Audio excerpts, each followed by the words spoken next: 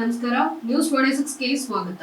ಜೈ ಭೀಮ್ ಅಖಿಲ ಭಾರತ ದಲಿತ ಕ್ರಿಯಾ ಸಮಿತಿ ಹಾಗೂ ಜೈ ಮಾದಿಗರ ಬೌದ್ಧಿಕ ವೇದಿಕೆ ಮತ್ತು ಜೈ ಭೀಮ್ ದಲಿತ ಭೂರಕ್ಷಕ ವೇದಿಕೆ ಹಾಗೂ ದಲಿತ ಸಂಘಟನೆಗಳ ಒಕ್ಕೂಟದ ವತಿಯಿಂದ ಬೃಹತ್ ತಮಟೆ ಚಳವಳಿಯನ್ನ ಶುಕ್ರವಾರ 11 ಗಂಟೆಗೆ ಫ್ರೀಡಂ ಪಾರ್ಕ್ ಬೆಂಗಳೂರಿನಲ್ಲಿ ಹಮ್ಮಿಕೊಳ್ಳಲಾಗಿತ್ತು. ವಿಷಯ ಏನಂದ್ರೆ, ಬಂಡಿಕೊಡಿಗೆಹಳ್ಳಿ ಗ್ರಾಮದ ಆದಿ ಕರ್ನಾಟಕ ಜಾತಿಯ ಜನಾಂಗದ ಚಂದನ್ ಕುಮಾರ್ ಅವರ ಮೇಲೆ ಮಾರಣಾಂತಿಕ ಹಲ್ಲೆಯನ್ನ ಬಿಕೆ ಮಂಜುನಾಥ್ ಬಿನ್ ಲೇಟ್ ಕೃಷ್ಣಪ್ಪ ಹಾಗೂ ಮೇಕೆ ರಾಜ ರವೀಂದ್ರ ಮತ್ತು ರಂಗಪ್ಪ ಇತರರು ಮಾಡಿದ್ದು, ಇದರಂತೆ ಬಾಗಲೂರು ಪೊಲೀಸ್ ಠಾಣೆಯ ಪ್ರಕರಣದ ಸಂಖ್ಯೆಯಂತೆ ಪರಿಶಿಷ್ಟ ಜಾತಿ ಮತ್ತು ಪರಿಶಿಷ್ಟ ಪಂಗಡದ ದೌರ್ಜನ್ಯ ತಡೆ ಕಾಯ್ದೆ 1989 ಹಾಗೂ ತಿದ್ದುಪಡಿ ಕಾಯ್ದೆ 2015ರಂತೆ ಎಸ್ಸಿ ಮತ್ತು ಎಸ್ಟಿ ಹೊಸ ಕಾಯ್ದೆ ಭಾರತೀಯ ನ್ಯಾಯ ಸಂಹಿತರಂತೆ ಪ್ರಕರಣವನ್ನು ದಾಖಲಿಸಿ ಆರೋಪಿಗಳನ್ನು ಬಂಧಿಸಲು ವಿಫಲರಾಗಿರುವ ಸಂಪಿಗೆಹಳ್ಳಿ ಎಸಿಪಿ ಹಾಗೂ ಬಾಗಲೂರು ಸರ್ಕಲ್ ಇನ್ಸ್ಪೆಕ್ಟರ್ ಮತ್ತು ಬಾಗಲೂರು ಪೊಲೀಸ್ ಠಾಣೆಯ ಕ್ರೈಂ ವಲಯದ ಸಬ್ ಇನ್ಸ್ಪೆಕ್ಟರ್ ಅನ್ನ ಕೂಡಲೇ ಅಮಾನತುಗೊಳಿಸಿ ಹಲ್ಲೆಗೆ ಒಳಗಾಗಿರುವ ಚಂದನ್ ಕುಮಾರ್ ಅವರಿಗೆ ನ್ಯಾಯ ದೊರಕಿಸುವ ಸಲುವಾಗಿ ಈ ಪ್ರತಿಭಟನೆಯನ್ನು ಹಮ್ಮಿಕೊಳ್ಳಲಾಗಿತ್ತು.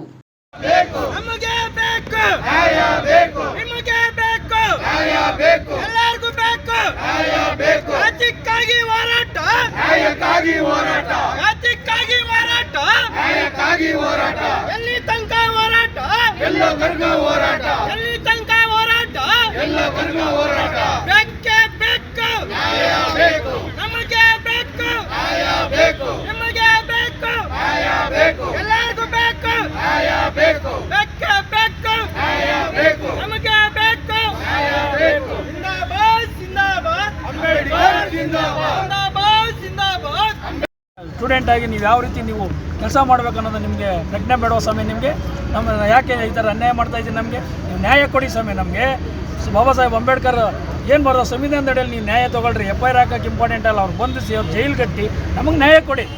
ಅವಾಗ ಮಾಡಿ. ನೀವು ಯಾವ ರೀತಿ ಮಾಡ್ತೀರಿ ಮಾಡ್ರಿ. ಅದಕ್ಕೆ ನಮ್ಗೆ ಒಳ್ಳೆ ಕೆಲಸ ಮಾಡಿದವರು ನಮ್ಮ ಅಧಿಕಾರಿಗಳಂತೀರಿ. ನಾವು ಹೇಳೋಕ್ಕೂ ಚೆನ್ನಾಗಿರ್ತದೆ. ನೀವೇನು ಹೇಳ್ತೀರಾ? ನೀವು ನೊಂದಂಥ ಪಾಪ ತಂದೆ ತಾಯಿಗಳಿದ್ದಂಥ ಅವ್ರನ್ನ ಚಂದನ್ ಕುಮಾರ್ ಮಣಿಪಾಲ್ ಹಾಸ್ಪಿಟ್ಲಿಗೆ ಬಿದ್ದವನೇ. ಒಂದು ದಿನ ಬಂದು 2 ದಿನ ಬಂದ್ರಿ, ಯಾರಾದರೂ ಬಂದಲ್ಲಿ ನಾವು ನೋಡ್ತಾ ಇದ್ದೀರಾ? ನಮ್ಮ ಕಷ್ಟ ಸುಖ ನೋಡ್ತಾ ಇದ್ದೀರಾ? ನಾವು ಕೂಲಿ ಮಾಡ್ಕೊಂಡು ತಿನ್ನೋ ಸಮಯ ನಾವು ಅಲ್ಲಿಲ್ಲ ದಂಧೆ ಮಾಡ್ಕೊಂಡು ಬದುಕೋರಲ್ಲ, ನಾವು ಜನಗಳೇ ಆವರಿಸ್ಕೊಂಡು ಬದುಕೋರಲ್ಲ. ನಾವು ಕಷ್ಟದಿಂದ ಜೀವನ ಮಾಡಿ ಬಂದಿರೋದು. ಅವ್ನ ತಂದೆ ತಾಯಿಲ್ದವ್ರು ನಮ್ಮಮ್ಮ ಎಷ್ಟು ಅವ್ನು ಕಷ್ಟಪಟ್ಟು ಅವ್ನು ಸಾಕಿದಾರೆ ಅಂತ ನಮ್ಗೆ ಗೊತ್ತಾಗ್ತಾ ಇದೆ. ಇವತ್ತು ನಾನು ಇಲ್ಲಾಂದರೆ ಮಗು ನಮ್ಮ ಕೈ ಸಿಗ್ತಾ ಇದ್ನಾ? ಅದನ್ನೇನೋ ನಿಮ್ಗೆ ಸತ್ತೋದ್ಮೇಲೆ ಏನೋ ಒಂದು ರಿಪೋರ್ಟ್ ಹಾಕ್ತೀರಿ, ನಿಮ್ಮ ಪಾಡಿಗೆ ನೀವು ಹೋಗ್ತೀರಿ.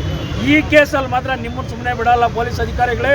ನಾನು ಸುಮ್ಮನೆ ನನ್ನ ಹೋರಾಟದ ಏನಂತ ಆಮೇಲೆ ತೋರಿಸ್ಬೇಕಾಗುತ್ತೆ, ತೋರಿಸ್ತೀವಿ. ಆ ಒಂದು ವಿಚಾರದಲ್ಲಿ ಇವತ್ತು ನನ್ನ ಹೋರಾಟಕ್ಕೆ ನಮ್ಮ ಕನ್ನಡ ಪರ ಸಂಘಟನೆಗಳು, ನಮ್ಮ ಸ್ನೇಹಿತರುಗಳು ಮತ್ತು ಜೈ ಭೀಮ್ ಅಖಿಲ ಭಾರತ ದಲಿತ ಕಾರ್ಯಕರ್ತರು ಮತ್ತು ಮಾಧ್ಯಮದವರು ಎಲ್ಲ ಬಂದಿದ್ದೀರಾ. ಈ ವಿಚಾರನ ಹೆಚ್ಚಿನ ರೀತಿಯಲ್ಲಿ ಪ್ರಚಾರ ಮಾಡಿ ಎಲ್ಲ ವಿಚಾರದಲ್ಲಿ ನಮ್ಮ ನ್ಯಾಯ ಕೊಡಿಸ್ಬೇಕಂತೇಳಿ ತಮ್ಮಲ್ಲಿ ಮತ್ತೊಮ್ಮೆ ನಾನು ಮನವಿ ಮಾಡ್ಕೊತಾ ಇದ್ದೀನಿ. ಜೈ ಭೀಮ್, ಜೈ ಭಾರತ್, ಜೈ ಅಂಬೇಡ್ಕರ್. ಈಗ ಹೇಳ್ದಂಗೆ ನಮ್ಮ ಎಲ್ಲ ರಾಷ್ಟ್ರೀಯ ಅಧ್ಯಕ್ಷರೆಲ್ಲ ವಿಷಯ ತಿಳಿಸಿದ್ದಾರೆ. ಈಗ ಏನು ಈ ಪ್ರಪಂಚದಲ್ಲಿ, ಈ ದೇಶದಲ್ಲಿ, ಈ ರಾಜ್ಯದಲ್ಲಿ ಕಾನೂನು ಭಾರಿ ಸುವ್ಯವಸ್ಥೆ ಹದಗೆಟ್ಟಿದೆ. ಆದ್ದರಿಂದ ತಾವು ಇವತ್ತೊಂದು ದಿವಸ ಏನು ಒಬ್ಬ ದಲಿತರ ಯುವಕನ ಮೇಲೆ ಮರಣಾಂತಿಕ ಹಲ್ಲೆ ನಡೆದಿದೆ. ಹಲ್ಲೆ ಬಗ್ಗೆ ಇವತ್ತು ಪೊಲೀಸ್ ಠಾಣೆಯಲ್ಲಿ ಸೂಕ್ತ ಕ್ರಮ ಕೈಗೊಳ್ತಾ ಇಲ್ಲ. ಇವತ್ತು ಅವ್ರಿಗಾಗಿರ್ಬೋದು, ನಾಳೆ ನಮಗಾಗ್ಬೋದು, ಇನ್ನೊಬ್ರಿಗಾಗ್ಬೋದು. ಪೊಲೀಸ್ ಅಧಿಕಾರಿಗಳು ಎಚ್ಚೆತ್ತು ಕೂಡಲೇ ಅವ್ರನ್ನ ಬಂಧಿಸಿ ಅದು ನ್ಯಾಯ ದೊರಕಿಸ್ಕೊಡ್ಬೇಕು ಅಂತ ಹೇಳಿ ನಾನು 2 ಮಾತನ್ನು ನಾನು ಕೇಳ್ತಾ ಇದ್ದೀನಿ. ಮುಂದೆ ಬನ್ನಿ. ಚಂದನ್ ಕುಮಾರ್ ಮೇಲೆ ಆಗಿರುವಂಥ ಹಲ್ಲೆ ನಡೆದು ಈಗ 1 ತಿಂಗಳಾಯ್ತು ಬಂತು.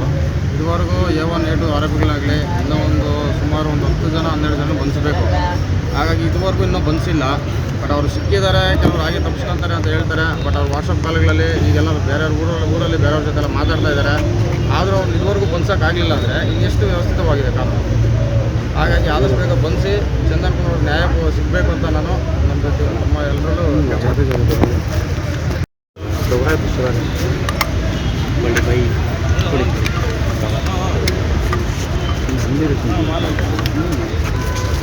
ಹೇಳಿ ಸರ್. ಜೆ ಬಿ ನಾನು DSS ಲೀಡರ್ ಸಿಕ್ಕದ್ದಲ್ಲ.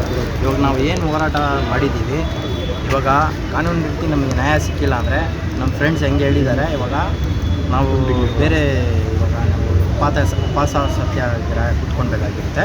ಅದಕ್ಕೋಸ್ಕರ ದಯವಿಟ್ಟು ನೀವು ಮಾಧ್ಯಮ ಮುಖಾಂತರ ನಮ್ಗೆ ನ್ಯಾಯ ಸಿಗಬೇಕು. ಜೈ ಬಿ. ಇದಾಗಿತ್ತು ಲೇಟೆಸ್ಟ್ ಅಪ್ಡೇಟ್ಸ್. ಇನ್ನಷ್ಟು ಸುದ್ದಿಗಾಗಿ ನೋಡ್ತಾ ಇರಿ ನ್ಯೂಸ್ 26 ಕನ್ನಡ. ನಾವು ನಿಮ್ಮೊಂದಿಗೆ.